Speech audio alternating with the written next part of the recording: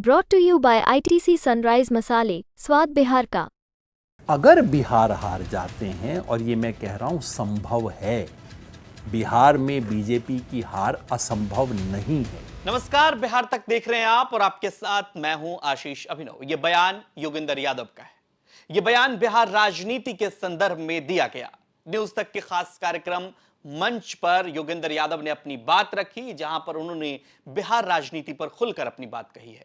Yogendra Yadav BJP की संभावित हार से 2025 में संभावित हार से इनकार नहीं कर रहे हैं। वो कह रहे हैं कि इस बात की पूरी संभावना है कि भारतीय जनता पार्टी यहां चुनाव हार सकती है। तो जाहिर तौर पर इस बयान के क्या मतलब निकाले जाएं कि बतौर राजनीतिक विश्लेषक योगेंद्र यादव के कई आकलन सही भी होते हैं और कई गलत भी होते हैं। जैसे लोकसभा चुनाव में उन्होंने 240 से 50 सीटों की बात भारतीय जनता पार्टी के लिए कही थी और कमोबेश वो इस हिसाब से सही भी साबित हुए। लेकिन कई बार उनके आंकड़े जो है वो चुनावी आंकड़ों से इतर भी होते हैं। लेकिन बिहार राजनीति पर योगेंद्र यादव अभी टिप्पणी कर रहे हैं और ये कह रहे हैं कि बीजेपी वहां हार भी सकती है। तो मतलब जाहिर तौर पर फिर वहां महागठबंधन की सरकार बन सकती है योगेंद्र यादव के मुताबिक। और अगर महागठबंधन की सरकार बनती है तो तेजस्वी यादव उसके मुखिया होंगे, यह बात भी तय है।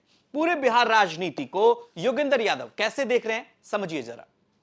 अगर इन 4 राज्यों के चुनाव में जम्मू कश्मीर के चुनाव का राष्ट्रीय मूड पर कोई खास असर नहीं रहता, इन 3 राज्यों में अगर बीजेपी 2 राज्य जीत लेती है और बिहार में अपना वर्चस्व बनाए रखती है, तो बीजेपी और मोदी जी ये स्थापित करने के प्रयास में लग जाएंगे कि देखो, जो लोकसभा चुनाव में हुआ अपवाद था, कुल मिला के हम वापस आ रहे हैं।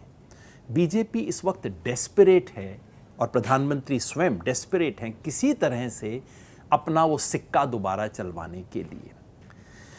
लेकिन अगर विधानसभा चुनाव में 3 बड़े राज्यों में से 2 में बीजेपी जाती है हार, तो फिर क्या होगा यार, ये तो डाउन जा रहा है मामला, है ना। लोग राजनीति में स्टॉक मार्केट की तरह इस बिल्कुल परसेप्शन पे चलता है खेल सारा, कि भाई अप है डाउन है। तो विधानसभा चुनाव में अगर हो गए डाउन, तो जाहिर है पासवान जी के उद्गार काफ़ी और प्रमुखता से आएंगे। नीतीश कुमार जी की सुप्त आत्मा भी काफ़ी जाग जाएगी, बोलने लगेगी। कई मुद्दों पे उनके विचार भी हमें जानने को मिलेंगे। और नहीं हुआ तो हर कोई अपने अपने हिसाब से उसको एडजस्ट कर लेगा। लेकिन एक चीज़ याद रखिए, इस सारे खेल का फैसला अगले साल बिहार में होगा। ये दिल्ली का चुनाव बीच में है, उससे कोई मेरे को नहीं लगता नेशनल मूड फर्क पड़ेगा।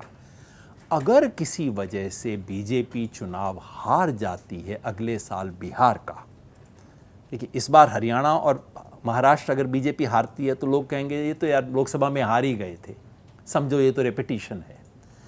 अगर बिहार हार जाते हैं, और ये मैं कह रहा हूँ संभव है, बिहार में बीजेपी की हार असंभव नहीं है।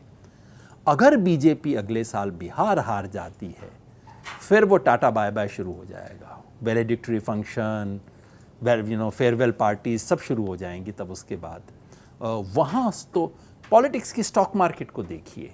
नेताओं के उद्गार विचार, कुछ लोग होते हैं जो कि अपनी बात पे कायम रहते हैं, अपनी आत्मा की आवाज़ को बोलते हैं, जब नुकसान होता है तब भी उस बात को बोलते हैं। लेकिन ऐसे आपको 100 में से 1-2 मिलेंगे।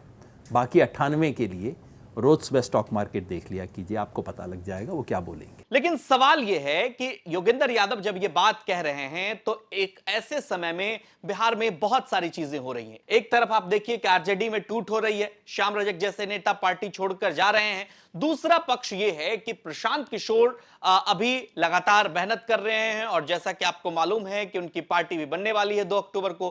क्या प्रशांत किशोर बड़ा फैक्टर होंगे बिहार राजनीति में और उनका रुख किस तरफ होता है? क्या जिस तरह से प्रशांत दावा कर रहे हैं कि वो सरकार में आ जाएंगे, क्या उनके दावों में कोई हकीकत है? और अगर हकीकत है तो फिर क्या कोई बिहार में थर्ड फ्रंट की गुंजाइश आप देख रहे हैं? ये तमाम ऐसे सवाल हैं जिस पर अभी जवाब आना बाकी है। लेकिन योगेंद्र यादव के विश्लेषण के मुताबिक और जो बात योगेंद्र यादव कह रहे हैं, इससे आरजेडी खेमे में और खासकर इंडिया गठबंधन के लिए खुशखबरी की बात तो जरूर है। ये खबर आपको कैसी लगी कमेंट कर हमें जरूर बताएं और बिहार की तमाम खबरों के लिए आप देखते रहिए बिहार तक। नमस्कार।